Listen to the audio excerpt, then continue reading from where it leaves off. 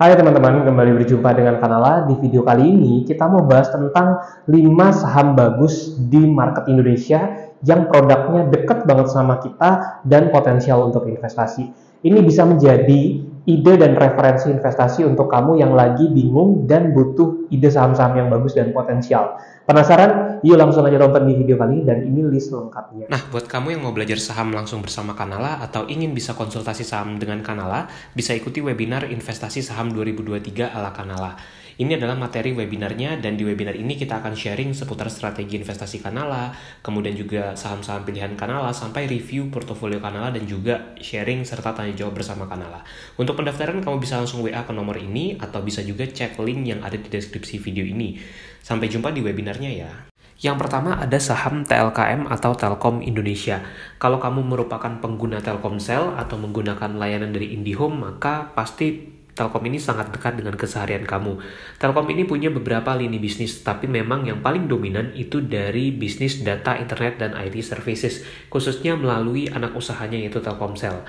Nah, selain Telkomsel, kontributor pendapatan yang besar juga ke Telkom itu adalah dari segmen IndiHome.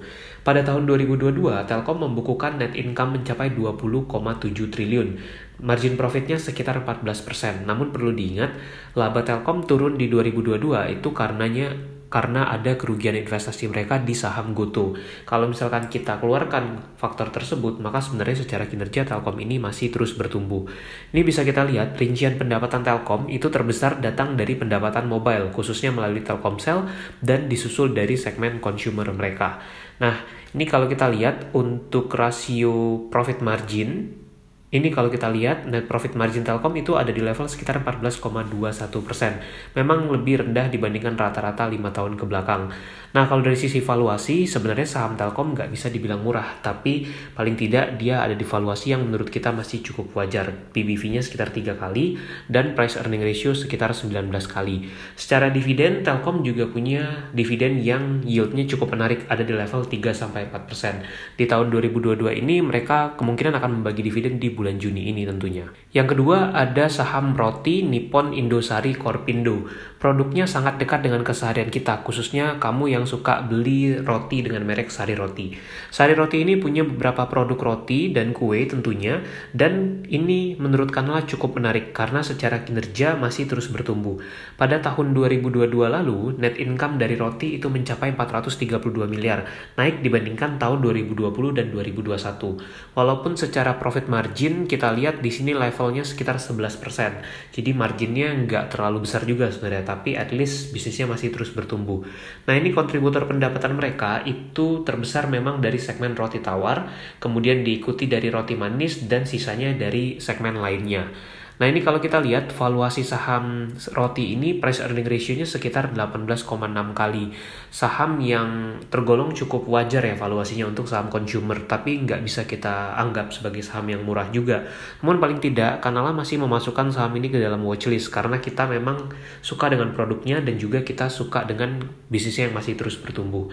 Ini gambaran valuasinya, bisa dilihat PBV-nya sekitar 2,6 kali, dan kalau kita lihat data dari investing ini, net profit margin-nya ada di level sekitar 9,9%. Secara umum kita masih memasukkan saham ini ke dalam watchlist ya. Nah, yang ketiga ada saham INDF. Ini produknya juga deket banget sama keseharian kita. Di tahun 2022, Indofood ini membukukan net income mencapai 6,36 triliun rupiah. Untuk net profit marginnya ada di level sekitar 6%. Namun perlu diingat kalau INDF, yaitu Indofood Sukses Makmur ini punya 4 lini bisnis utama, yaitu yang consumer branded products dengan produk seperti Indomie, kemudian juga ada Citato dan banyak lagi. Lalu ada juga dari bisnis Bogasari dan juga dari distribusi mereka serta dari agribisnis mereka. Nah, ini kalau kita lihat consumer branded products itu menyumbang pendapatan terbesar kepada Indofood INDF ini, dan nggak hanya di Indonesia tapi Indofood ini juga ekspor ke luar negeri. Jadi secara bisnis dia sebenarnya menarik dan masih terus bertumbuh juga. Nah, yang paling menarik dari saham INDF kalau menurut Kanala adalah valuasinya. Price earning ratio dari saham Indofood ini sekitar 8 kali.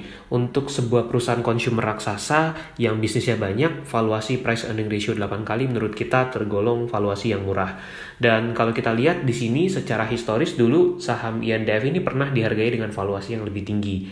Secara dividen mereka pun cukup menarik, yield dividennya sekitar 4%-an per tahun. Jadi kalau kita compare valuasi yang lumayan murah dan dividennya tadi cukup menarik, ini mungkin bisa dipertimbangkan lebih lanjut ya. Yang keempat, tentu saja kamu juga bisa koleksi saham-saham bank yang bagus, karena kehidupan kita pasti nggak lepas dari bank yang kita pakai sehari-hari, misalkan seperti Bank BCA, Bank BRI, Mandiri, BNI, dan lain sebagainya. Nah, yang menariknya adalah di Indonesia, perusahaan-perusahaan perbankan ini punya profit margin yang bagus dan kinerja bisnisnya juga masih terus bertumbuh. Jadi, saham-saham bank yang bagus itu bisa jadi pilihan juga. Yang kelima ada saham ULTJ Ultra Jaya. Ini produknya juga dekat dengan keseharian kita. Kalau kamu familiar dengan susu dengan merek Ultra Milk, itu merupakan produk dari Ultra tentunya. Produksi susu, Ultra ini juga memproduksi minuman teh kotak. Nah, pada 2022 mereka membukukan net income mencapai 950 miliar rupiah dengan net profit margin sekitar 13%. Secara kinerja kita lihat Ultra ini cukup stabil dan juga secara margin juga cukup bagus. Jadi dengan produknya yang menjadi market leader ini menjadi keunggulan dari saham Ultra Jaya. Nah, yang menarik adalah walaupun bisnisnya masih bertumbuh, valuasi saham Ultra ini tergolong lumayan wajar dan gak terlalu mahal untuk saham consumer. Karena price earning ratio-nya sekitar 16,1 kali. Dan kalau kita compare secara historis, dulu bahkan price earning ratio-nya pernah lebih tinggi. Ini bisa kita lihat ya, tadi sekitar 16 kali untuk price earning ratio dan PBV-nya sekitar 2,6 kali. Net profit margin-nya kalau kita lihat sekarang di level 12,72%. Ini data dalam 12 bulan terakhir. Memang lebih rendah kalau kita compare dengan average 5 tahun ke belakang. Namun paling tidak menurut kita ini masih menjadi opportunity yang menarik, terutama kalau misalkan suatu saat sahamnya mungkin bisa lebih murah lagi. Nah, itu dia tadi 5 saham bagus yang produknya tuh deket banget di sekitar kita serta sangat menarik untuk investasi. Di antara 5 saham tadi, mana yang menurut kamu paling menarik dan berpotensi untuk menghasilkan keuntungan yang besar? Komen di bawah ya, dan kalau kamu punya pertanyaan lain seputar saham, bisa juga komen dan nanti akan Kanala jawab di video khusus seri video Tanya Kanala. Nah, kalau kamu misalkan ingin nonton video-video Tanya Kanala lainnya, bisa cek link yang ada di deskripsi video ini atau bisa tonton di playlist video Tanya Kanala. Semoga bermanfaat dan jangan lupa untuk subscribe.